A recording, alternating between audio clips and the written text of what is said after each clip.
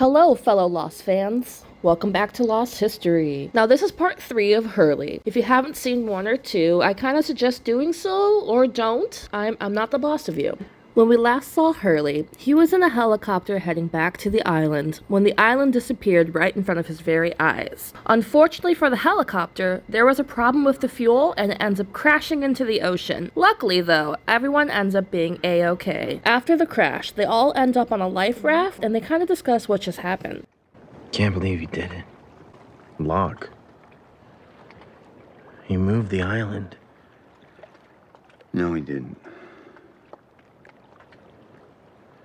Oh, really? Because one minute it was there and the next it was gone, so...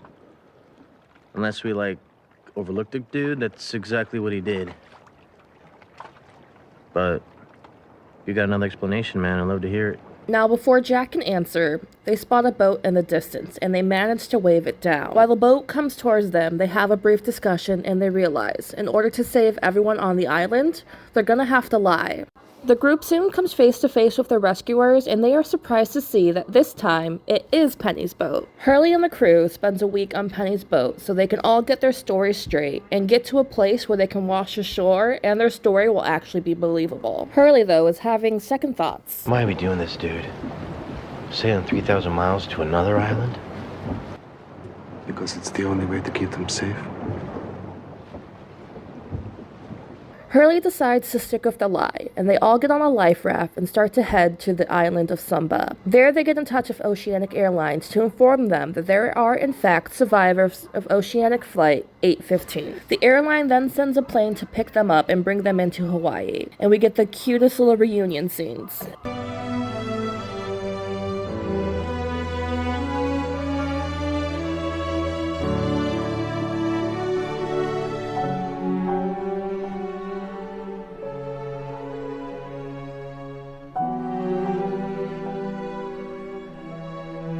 With the enormous wave of media attention, a press conference is held to answer all the questions. The survivors are being named the Oceanic Six, and there they tell their stories. Hurley gets a question about all his money.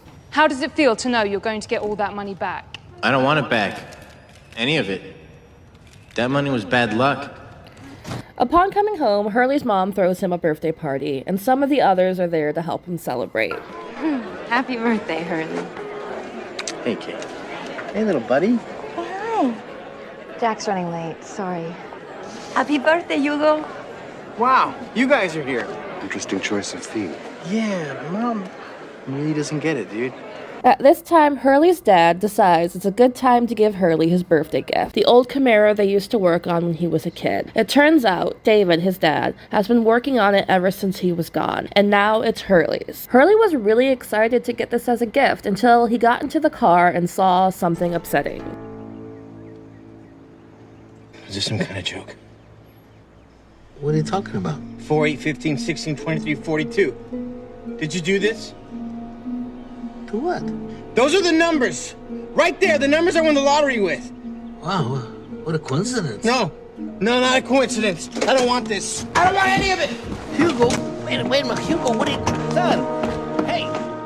Despite that little hiccup, Hurley seems pretty happy and tries his best to stay connected to the others in the Oceanic Six. He even goes to Korea to see Sun after she gives birth to her baby. Thank you. Would you like to hold her? I don't know, I kind of have 2 left hands. I trust you.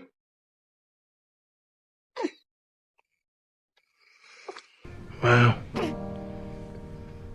She looks just like Jin. I guess we should, go see him. Of course.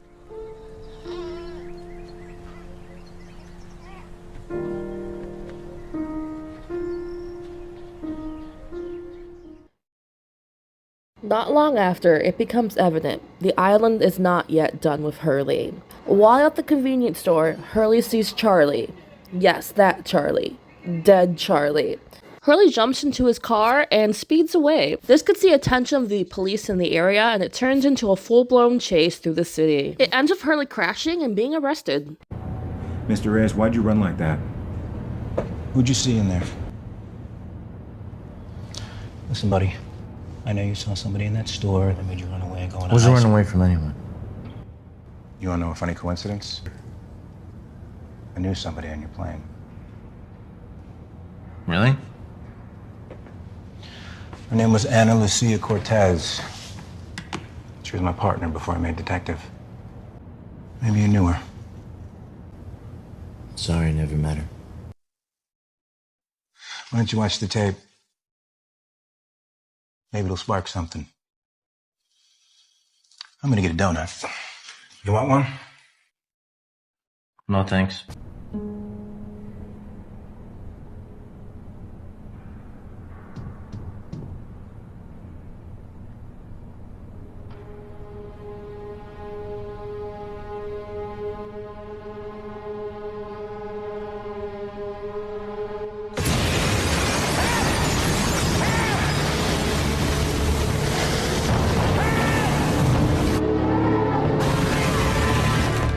What the hell is wrong with you?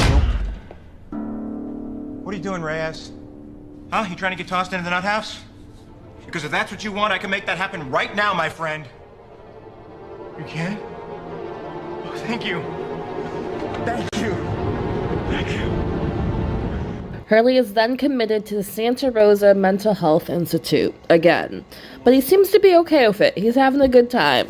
Until one day he gets a visitor. Hello. My name is Matthew Abaddon. I'm an attorney for Oceanic Airlines. He offers Hurley an upgrade in mental institutes because Oceanic feels bad. Hurley declines. Hurley then gets a gut feeling and grows suspicious of him. Who'd you say you were again? I'd like to see a business card.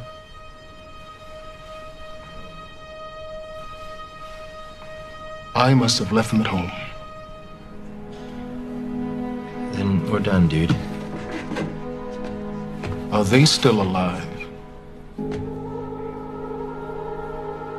What? You heard me. Nurse! Nurse! Get out of here! You better get out of here! Help me! Help me! He's after me! No! That guy's after me! Help me! Hurley would soon get a second visitor, and it's Charlie. Yes, that Charlie. The dead Charlie. It takes some convincing, but Hurley agrees to talk to Charlie, and they have a heart-to-heart. Do you know you were going to die when you swam out there?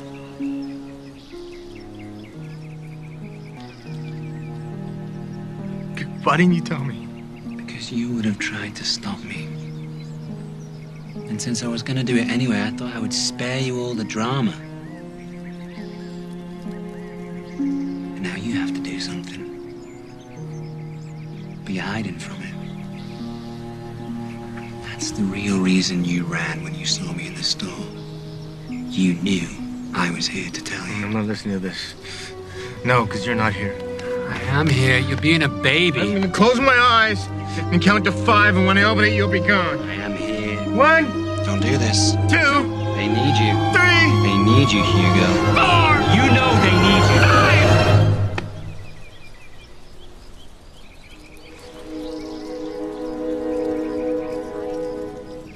After that, Hurley gets a visit from Dr. Jack, and Hurley decides to apologize. I'm sorry I went with Locke. I should have stayed with you. It's water under the bridge, man. I don't think we did the right thing, Jack. I think it wants us to come back. Hurley. And it's gonna do everything it can. We're never going back!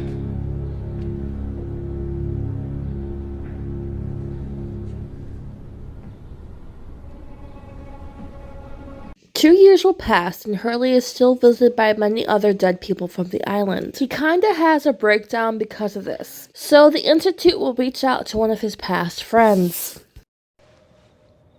Why aren't you taking your meds? Because we're dead. All of us. All the Oceanic Six, we're all dead. Hurley explains how he thinks all the Oceanic Six are in heaven, and he tells Jack he's seeing dead people from the island, including Charlie. Okay, so what did the two of you talk about? He wanted me to give you a message. A message? You're not supposed to raise him, Jack. Does that make any sense? No, that doesn't make any sense. You think he means Aaron?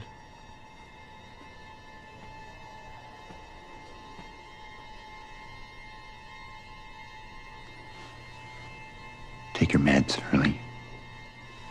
Just take them.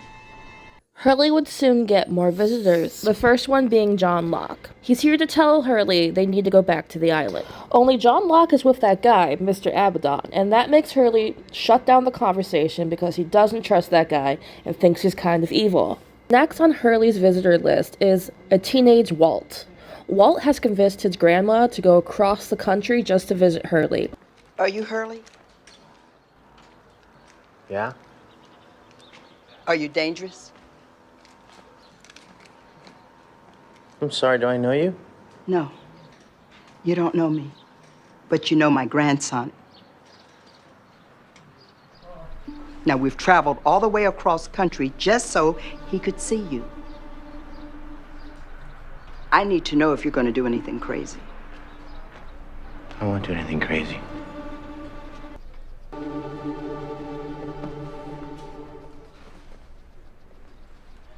Hey, Walt. Hey, Hurley. Walt lets Hurley know that he got a visit from John Locke, and Walt is also super curious as to why everyone is lying about the island. Hurley explains it's to protect everyone there. The final visitor Hurley receives in the Institute is Sayid. While playing a chess game with the dead Mr. Echo, Hurley is interrupted with Sayid barging into his room. Sayid explains he had to kill someone who's been spying on Hurley, and he's here to take him to a safe house. We're not going back, are we? No. Just somewhere safe. Okay, then.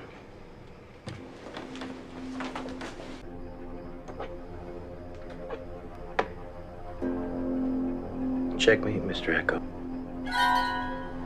On the way to a safe location, they stop for some food. It's not very important, but this scene has one of my favorite lines. You want a fry? No, thank you. You know, maybe if you ate more comfort food, you wouldn't have to go around shooting people. They arrive at the safe house location, and while chit-chatting on the way to the room, Sayid tells Hurley that he was working for Ben. He even gives Hurley some friendly advice. Listen to me, Hurley. If you ever have the misfortune of running into him, whatever he tells you, just do the opposite. As they reach the door, Sayid notices something is wrong, and just as he pushes Hurley back, he is ambushed. But don't worry, guys, he just throws him over the balcony rail. Sayid goes all commando on the remaining guys inside while Hurley races outside. While the fighting is happening, a gun slides out into the balcony, and Hurley foolishly, for some reason, picks it up and looks over the railing to see the guy on the ground. Now, because of all this commotion, other guests are started to gather around, and when they look up, they see Hurley with a gun. Hurley looks super guilty, so someone snaps a photo. During the fight, Sayid takes a drink and is knocked out, so Hurley scoops him up and brings him to the car to flee. Hurley has zero chill and drives like a crazy person, so when he sees that a cop is trying to pull him over, he complies. But luckily enough, it's Ana Lucia. Yes, the dead Ana Lucia, and she is here to offer Hurley some friendly advice. What the hell were you thinking? Driving like a maniac. And why'd you pull over? I thought... You didn't think. What if I were real? First off, you need new clothes. Then you need to go to a safe place and take Sayid to somebody you trust. You getting all this? Yeah. Then get to it. And stay away from the cops. Do not get arrested. Thanks, Ana Lucia. Oh yeah, Libby says hi. Hurley decides to take the unconscious Sayid to his parents' house, and while they're arguing about whether or not to take him to a doctor, the police show up. Hurley's dad does him a solid and shoos the police away, saying he's not here. Hurley and his father continue to argue about whether or not to take Sayid to the hospital. In the middle of the conversation, Hurley's mom comes home. Why there's a dead Pakistani on my couch? He's not dead, Ma. Well, he's not breathing. Don't worry, he's not dead. But after that scare, Hurley does agree to send him to Dr. Jack, so his father takes him there. While Hurley and his mom are alone, they kind of have a heart-to-heart, and Hurley tells her everything. Tell your mother the truth.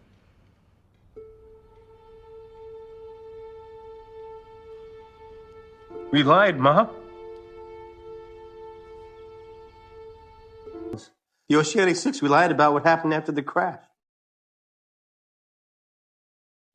And what did happen? Okay.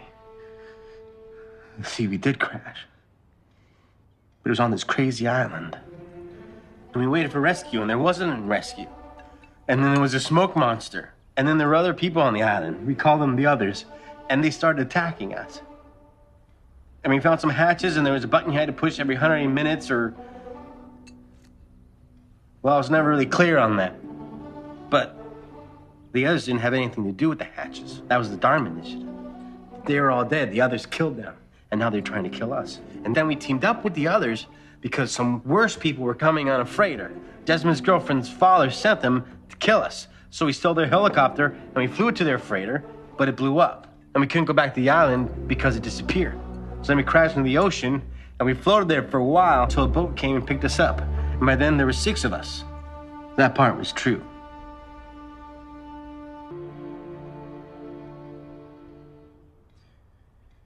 But the rest of the people who were on the plane, they're still on that island.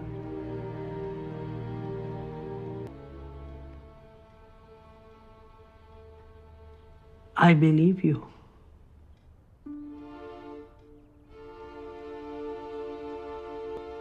I don't understand you, but I believe you.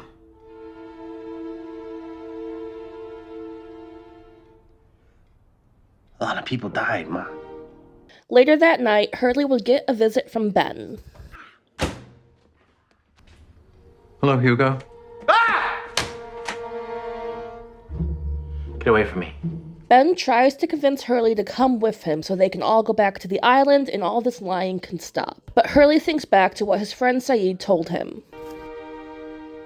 If you come with me, you won't ever have to lie again. If you ever have the misfortune of running into him, whatever he tells you, just do the opposite. Never, dude. Hey!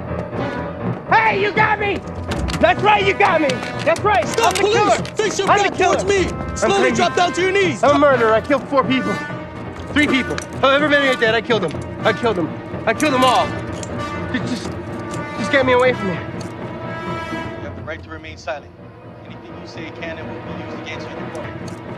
Hurley gets locked up, of course, but Ben does Ben stuff and manages to get Hurley released. Hurley tries to fight it at first, but is eventually sent on his way to catch a cab outside, where he meets this mysterious handsome devil named Jacob.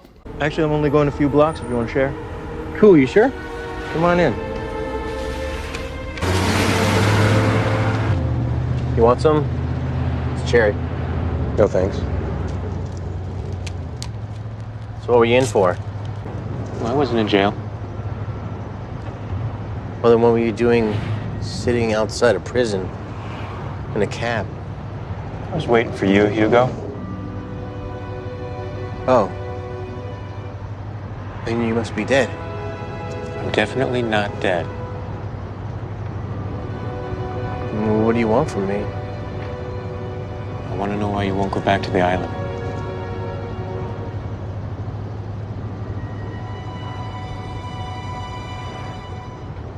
Because I'm cursed? Is that so? Uh-huh. That's why the plane crashed. My friends died. Libby, Charlie. And now they visit me. And I can't make it stop. What if you weren't cursed? What if you were blessed? How do you mean blessed? Well, you get to talk to the people you've lost. It seems like a pretty wonderful thing to me. Sure, it's wonderful, except for the part where I'm crazy. I've got some news for you, Hugo, and you're just gonna have to take my word on this. You are not crazy. Who are you, dude? I'm just up here on the corner. Nigeria Airways Flight 316 out of LAX. It leaves in 24 hours. All you have to do is be on that plane. It's your choice, Hugo. You don't have to do anything you don't want to.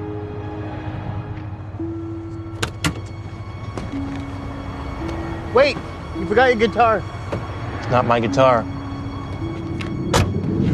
Hurley decides to go back to the island, and in an attempt to minimize damage, he buys up as many seats as he can. At this time. What do you mean standbys? There's no standbys. Oh, no, sir, you don't need to worry.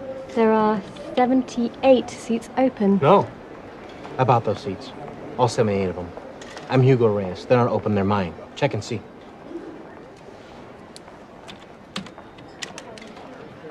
Yes, I see that. So these people just want to get to their destination. Why would you not want them to be able to travel?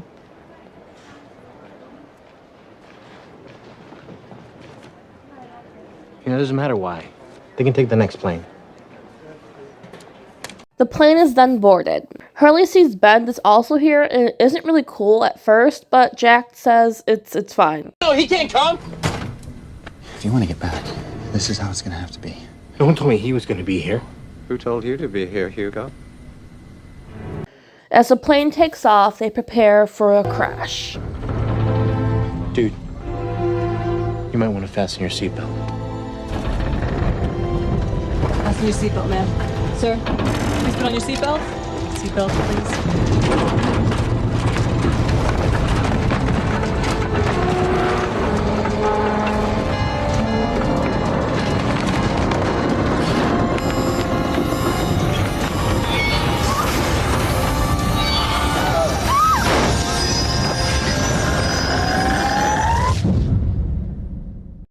And it works. Hurley is officially back on the island. Hurley crashes in a body of water in the jungle. Jack dives in after him, and they both find Kate. But luckily, everyone is A-okay. Before anything else can happen, a blue van comes driving up, and they are reunited with an old friend.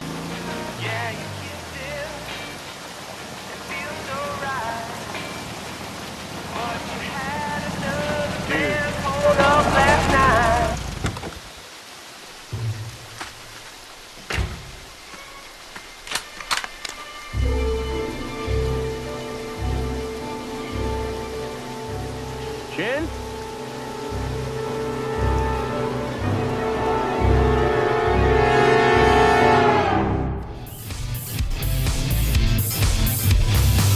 Since the day I won the lottery, I've been cursed because of this money.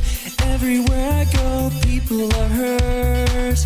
The plane crashed, it's all because of Hurley. Maybe you're lucky, at times it's hard to see, but maybe you're not fortune's fool.